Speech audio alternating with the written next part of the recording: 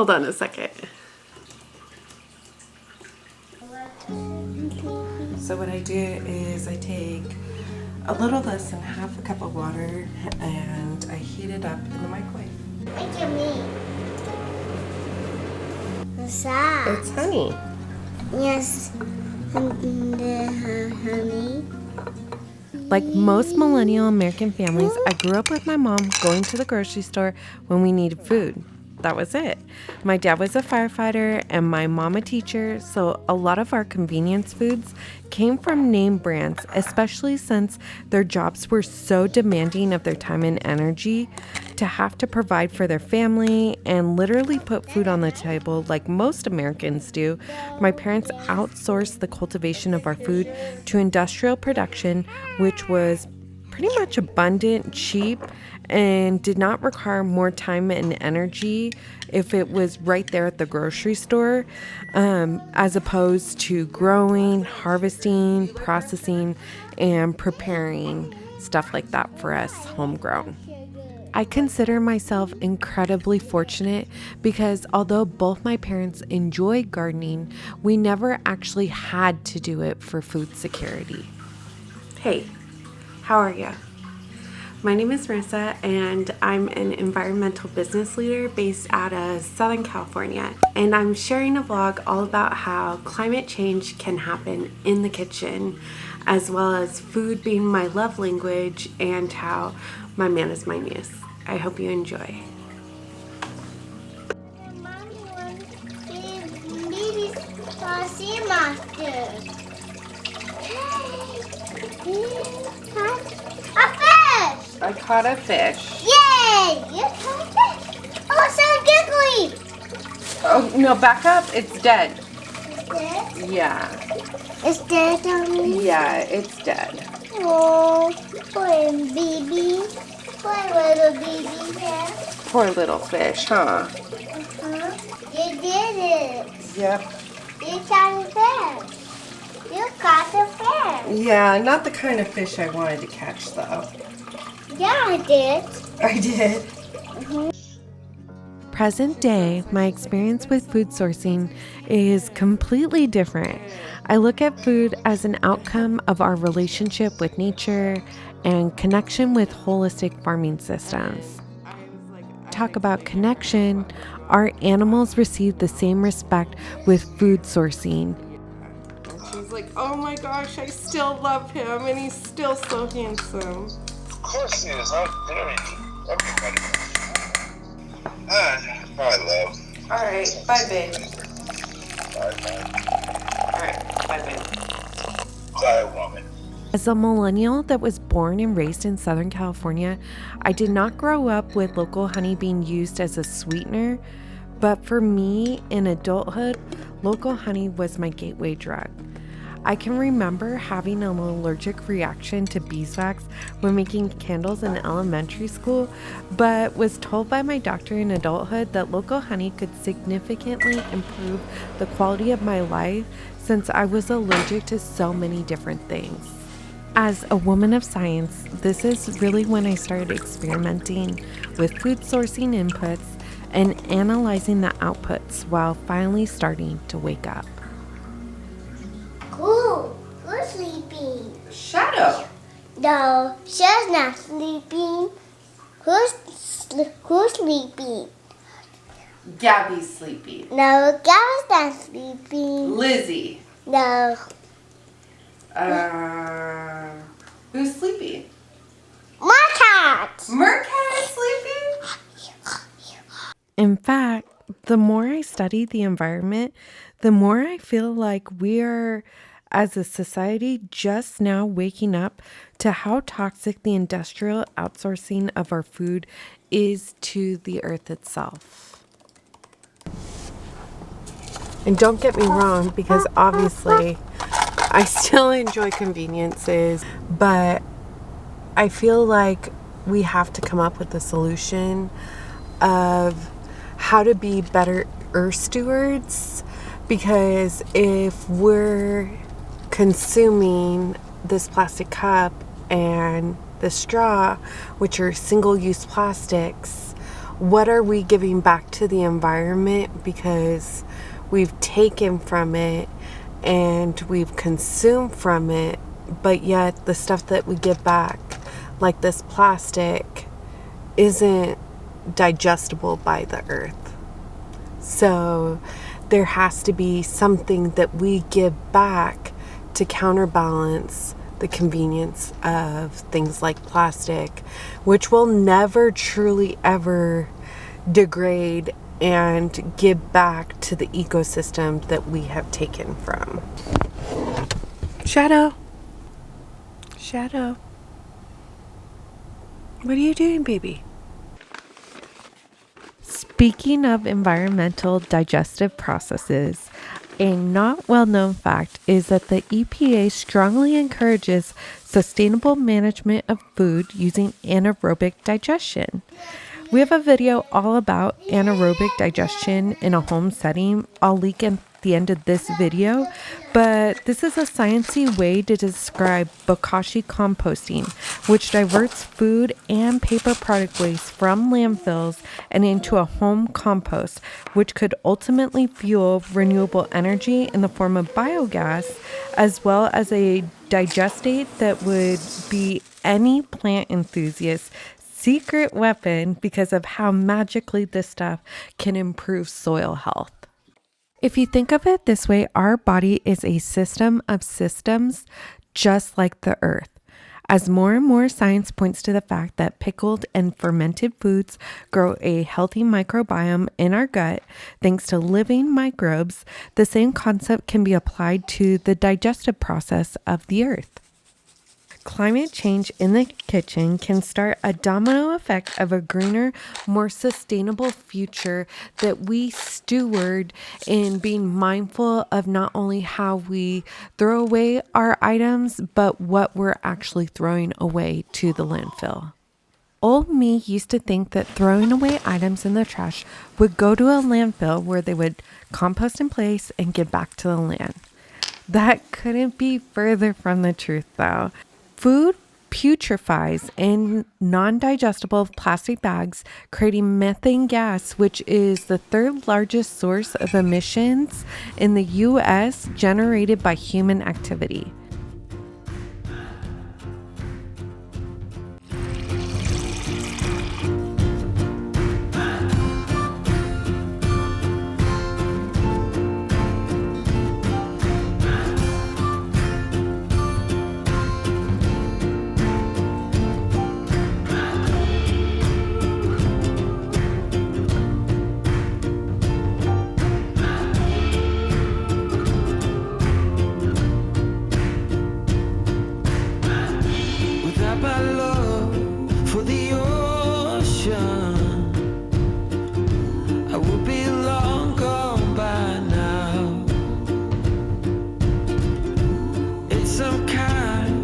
Devotion that brings me down.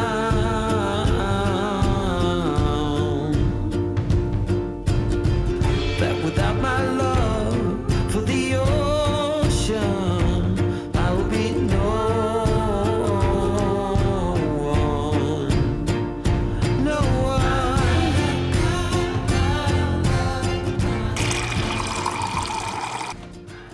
I quote the EPA in saying, landfills represent a lost opportunity to capture and use a significant energy source.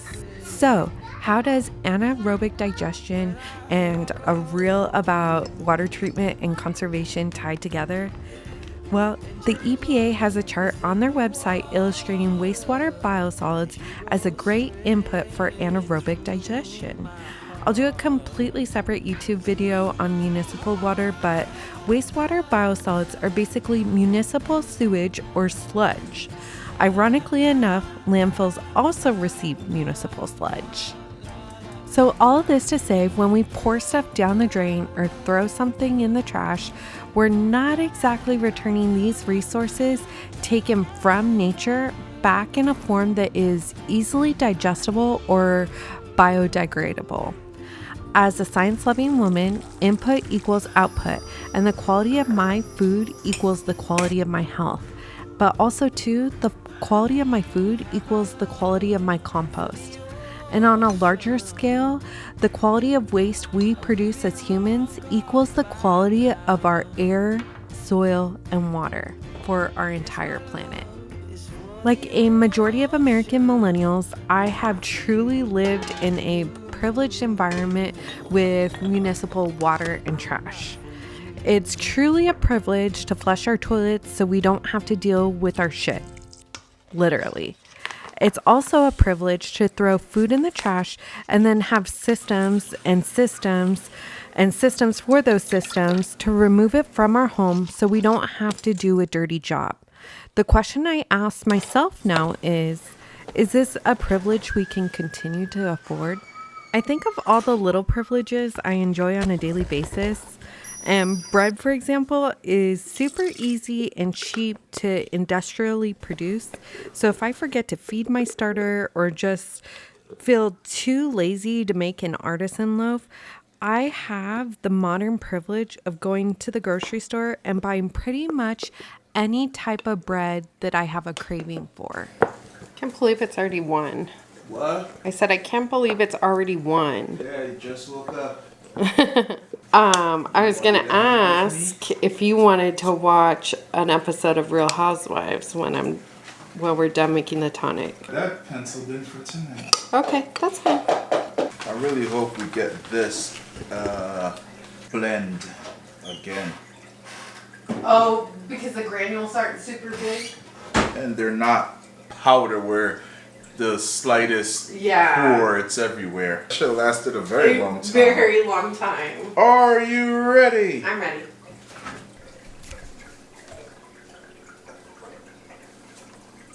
Babe, you're so handsome. Yeah. Because everything's fish friendly. Mm-hmm. I mean, you could potentially overdo it. Yeah, you pour the whole thing in at once. Yeah. But we don't even dose it like that. Don't dose it like that. And honestly, I don't really put the tonic in the tanks during the week. I more so use it to fortify the fish tank water after it's in the blue barrel. Mm-hmm. A little scoop or something. Ugh. It's alright. No, I hate that. I know, me too. Clean it off. I hate smelling it, like breathing it in. I don't like breathing it in. I could deal with the smell. I just had Chernobyl in my face. Not funny. Yeah. Too soon. Come, sit down. Where you going? What are we doing? They look up bigger. See all the snails that are living in it? Oh, yeah. That's what I was trying to Well, there's tell probably you. a ton of algae on that. Yeah, algae and dead fish. And the excess food, the little particles. Oh yeah, of food. the decaying food. Yeah, that's what they eat. One of these days I'll trim it down. But today ain't one of them.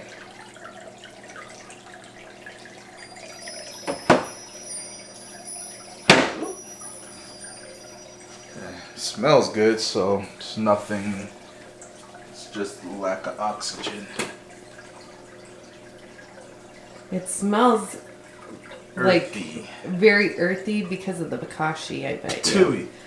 That's the only reason why I started adding it back in there was because you're like, oh, something doesn't smell right a couple weekends ago. Yeah, that damn zucchini was placed in there and it rotted. Yeah, but what do you think got it back into tip-top shape? My man, the Garami went to hide out, so they ain't gonna be that stressed. It ain't gonna be that stressed. Boo! Yep. And the tetras will love. They'll play in the waves. Oh, I've had that. The wave maker? Yeah.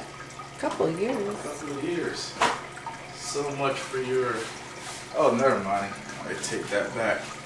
Somebody left the pump out in the rain. Or we would have had that for a couple of years. All these years, I was blaming you.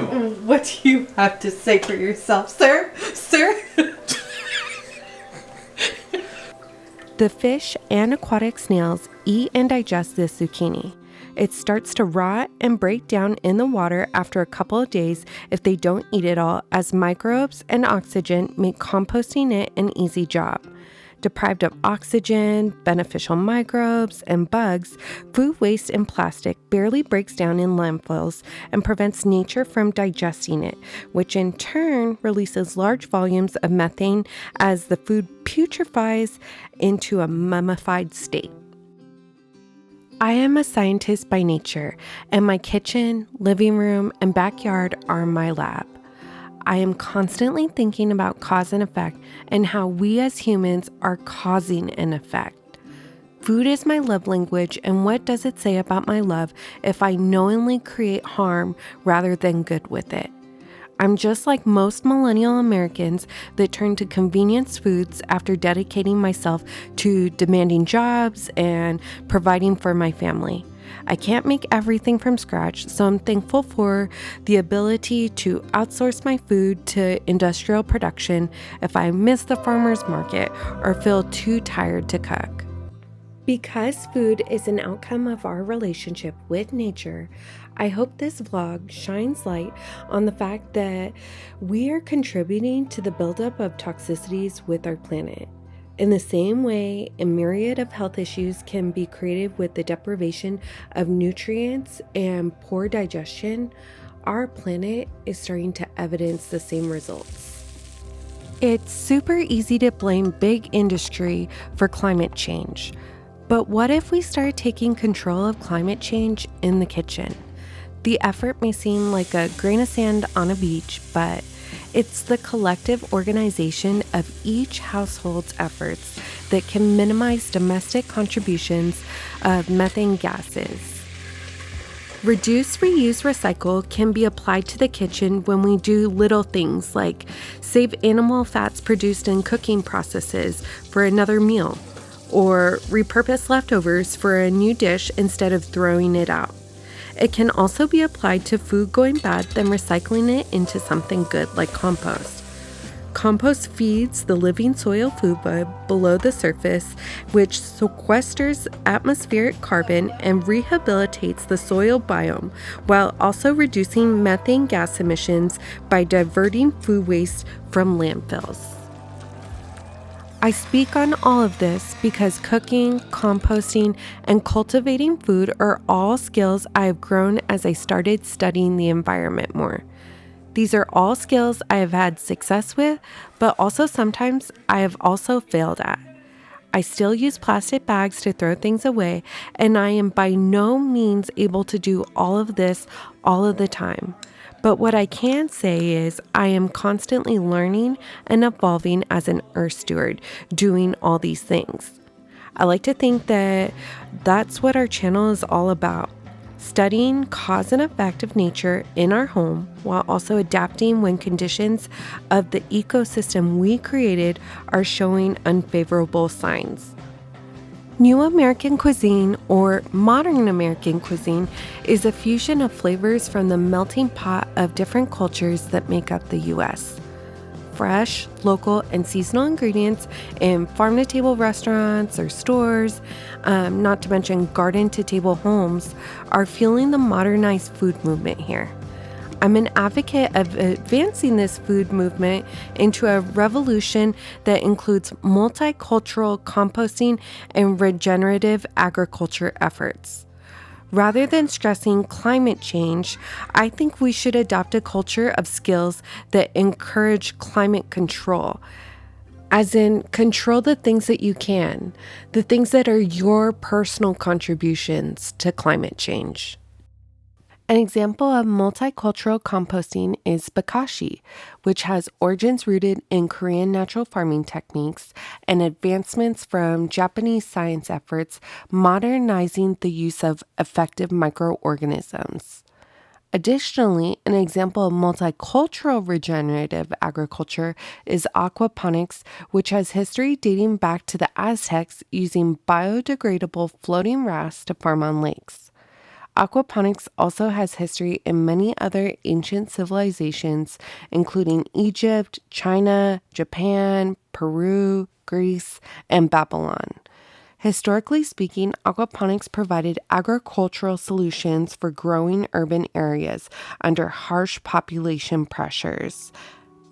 With respect to California and our ever-growing drought pressure, we can use 90% less water than ground crops as water and nutrients are recycled into a sustainable supply of fish and veggies in aquaponics. It's a lot of droughts going on. A lot of places don't have potable water.